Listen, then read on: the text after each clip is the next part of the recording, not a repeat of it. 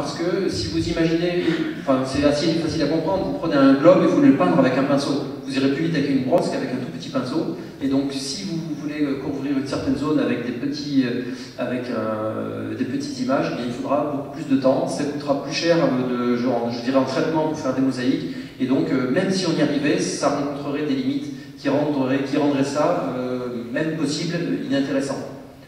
Voilà, donc réponse, la pente est devenue raide, c'est-à-dire qu'on commence à atteindre des limites, on peut repousser un petit peu, mais il faudra changer complètement de paradigme pour aller au-delà. Et puis le jeu en vaut-il la chandelle?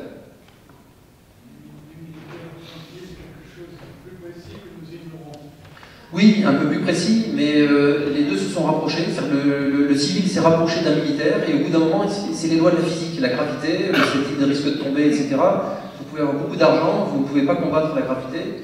Donc voilà, il y a des limites qu'on ne peut pas repousser. Donc le militaire avance, le civil avance plus vite derrière, et les deux commencent à se rapprocher. Et puis les militaires, c'est toujours une image très très ponctuelle, à un endroit. Je me souviens, il y avait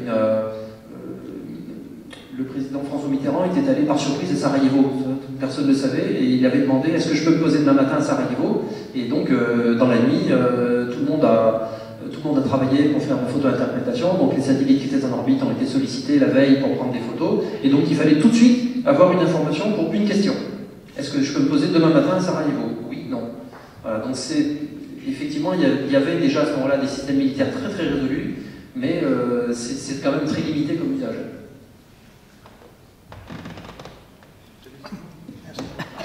Oui, deux questions, si vous le permettez, pour votre exposé. L'IGN était la seule en France à intervenir dans ce travail de repérage de la planète sur ses différents aspects. Et deuxième question, on peut sur Google Earth voir à peu près la Terre entière. Quel satellite ou quel système utilise Google pour nous fournir ces images? Alors la première question sur l'IGN. Alors pour ce qui est photographie aérienne, l'IGN bien sûr depuis très longtemps travaille pour la couverture du territoire métropolitain et de ses colonies, de ses ex-colonies, et toujours aujourd'hui. Mais n'est pas le seul en France à avoir cette activité. Il y a une vingtaine d'entreprises qui font de la photographie aérienne de façon solvable. Il y a un marché, et qui sont d'ailleurs regroupés dans un comment ça s'appelle, syndicat, je crois, ça s'appelle le SNEPIM, le S, je crois que c'est le syndicat national des entreprises de la photogrammétrie, etc. Par ailleurs, l'IGN participe depuis le début du programme SPOT à sa conception, c'est-à-dire que pour SPOT, il y a eu un certain nombre d'institutions qui ont collaboré à la conception de ce système, et l'IGN a, depuis les années 80, a détaché des ingénieurs à Toulouse, auprès du CNES, et qui étaient plus spécifiquement chargés de la conception de la géométrie, c'est-à-dire le contrôle de la géométrie des images en vue d'application cartographique. Donc l'IGN est très impliqué, mais n'est pas seul dans le paysage. Quant à votre deuxième question, Google Earth ne couvre pas tout à fait toute la planète, parce que dans les latitudes extrêmes, le soleil est trop bas pour que les images soient exploitables. Donc, alors ça tombe bien, il y a beaucoup de neige et de glace, donc ça ne se voit pas trop, mais en fait, c'est colorié, hein, lorsqu'on est très très loin. Enfin, c'est vraiment les latitudes extrêmes.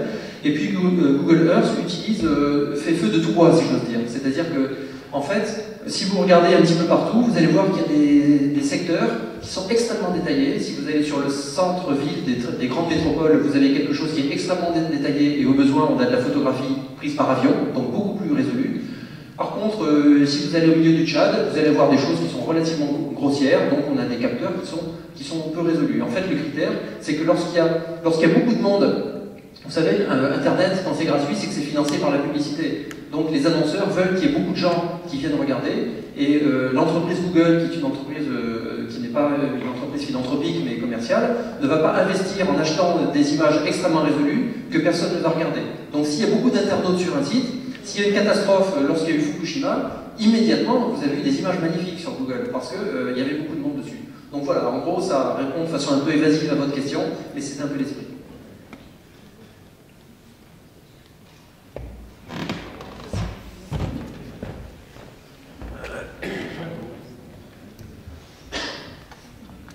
Oui, Laurent, tu nous as parlé de satellites qui regardent par des ondes radio, donc satellite radar, dans le bas du spectre électromagnétique. Landsat, on est dans l'infrarouge, le moyen infrarouge ne parle jamais de satellites qui regardent dans l'ultraviolet ou qui regardent dans l'ultraviolet lointain ou même dans les rayons X mous. Pourquoi? Est-ce que c'est des problèmes physiques? Est-ce que c'est pas réaliser des capteurs? Est-ce que c'est pas intéressant d'aller regarder dans ces longueurs d'onde-là? Est-ce qu'il y a d'autres raisons qui font que des images en ultraviolet, par exemple, le satellite, il n'y en a pas? Il y en a, mais alors bon, d'abord l'atmosphère n'est pas forcément facile à traverser dans toutes les longueurs d'onde. C'est-à-dire que il se trouve que le visible, il y a ce qu'on appelle une fenêtre, c'est-à-dire qu'on voit à travers l'atmosphère dans le visible. Sinon, on serait dans le brouillard permanent. On voit les étoiles quand il n'y a pas trop de nuages, mais l'atmosphère est relativement transparente pour le visible, ce qui n'est pas le cas pour toutes les longueurs d'onde.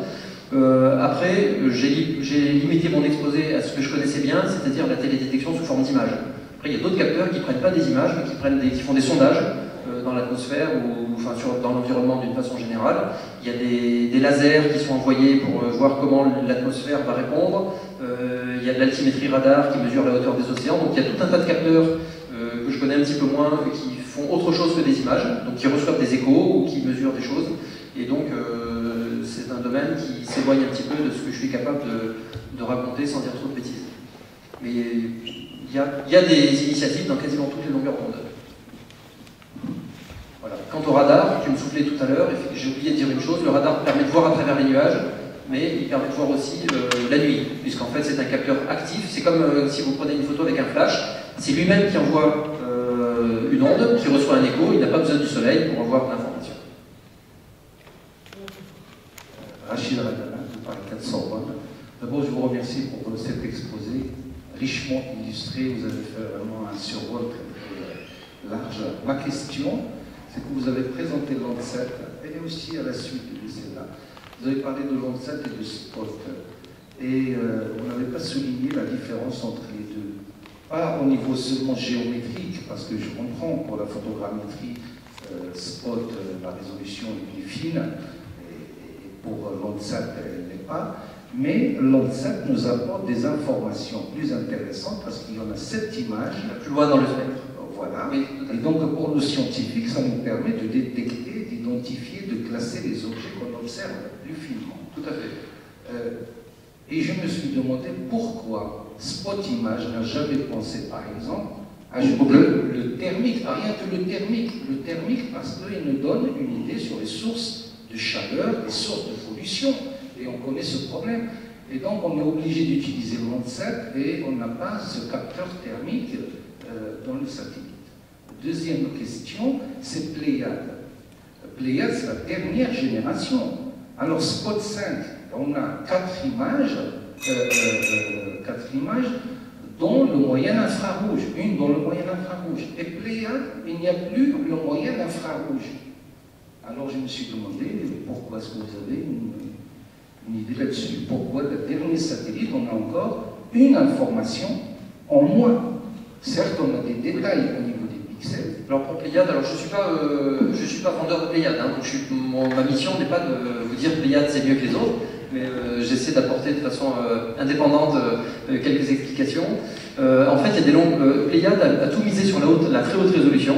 C'était vraiment l'apport principal. Et il y a des longueurs d'onde pour lesquelles c'est plus difficile d'atteindre la très haute résolution. En particulier le thermique, même Landsat qui dispose du thermique. Le thermique, je crois que c'est 60 mètres de résolution. On n'arrive pas. Il faut un certain temps d'exposition pour arriver à avoir une image exploitable dans le thermique. Donc après, lorsqu'on vole plus bas, qu'on va très très vite, parce que plus on va bas, plus on va vite. On va très très vite et qu'on fait des tout petits pixels. Il y a des longueurs d'onde où on n'arrive pas à fabriquer des images exploitables. Après, c'est une question de choix, c'est-à-dire que plus on a Landsat, il y a beaucoup de longueurs d'onde. Il y en a 7 dans la plupart des capteurs. Spot, il y en a eu au mieux 4. Plus il y a de longueurs d'onde, plus il y a de signal à faire redescendre sur Terre. Donc il y a des contraintes techniques après qui n'ont plus grand chose à voir avec la physique du signal ou la géographie, mais qui vont limiter les choix. Il y a d'autres limites également. Landsat, j'ai dit que la plupart de ces capteurs étaient daltoniens. Lorsqu'on a du vert, du rouge, de l'infrarouge, eh bien, on est daltonien parce que pour avoir de la vraie couleur, il faut bleu, vert, rouge. Nos yeux voient en bleu, vert, rouge, donc nos yeux voient. Enfin, c'est eux la référence pour dire que les autres ne voient pas correctement. Mais Spot est daltonien, Aster est daltonien, beaucoup sont daltoniens. Landsat dispose de bleu, vert, rouge et autre chose. Mais il se trouve que le bleu, c'est le canal de plus mauvaise qualité, pour une raison bien simple, c'est l'atmosphère. Parce que dans l'atmosphère, le bleu ne passe pas bien. Et c'est la raison pour laquelle les concepteurs de spots, dès le début, se sont refusés à mettre une bande bleue qui permettrait de faire de la vraie couleur, mais de mauvaise qualité. Voilà, donc après, ce sont des choix... et puis il y a aussi des choix industriels. C'est-à-dire que lorsque l'entreprise qui va faire le satellite est plus à l'aise dans certaines longueurs d'onde, bah, discrètement, elle va pousser un petit peu pour que les décisions soient prises dans ce sens-là. Donc ça, je ne devrais pas le dire.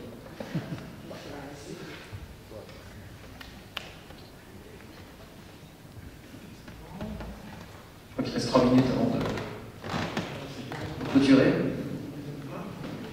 Alors, mesdames et messieurs, moi je n'ai vu que des visages très attentifs.